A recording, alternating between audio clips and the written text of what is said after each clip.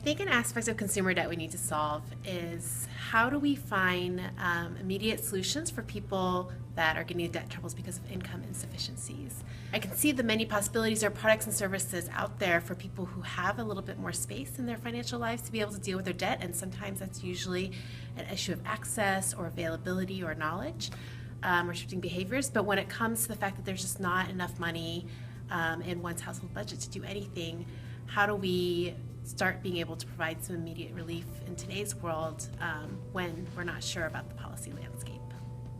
So I would describe the high priority as really student loans. When I look at the data on auto loans, credit cards, mortgages, even home equity lines of credit, they're relatively flat if you take out inflation and you take out population growth.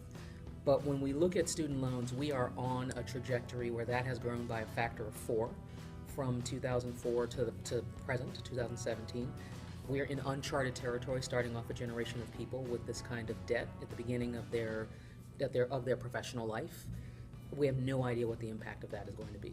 I came in here thinking high priority being the access, being a big issue, especially for low-income communities of color.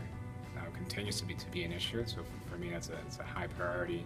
And then also, once there's access, at what cost, and having the space to rethink and how do we reevaluate the risk of lending to low-income communities and communities of color continue to be a high priority.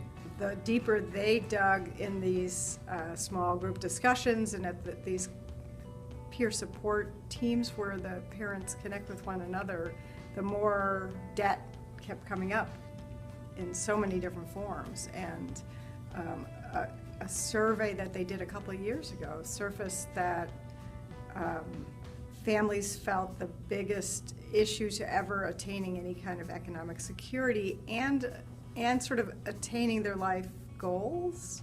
So it was broader than just financial, was that they feel like they'll never dig themselves. They're in a deep hole and they'll never dig themselves out of the debt.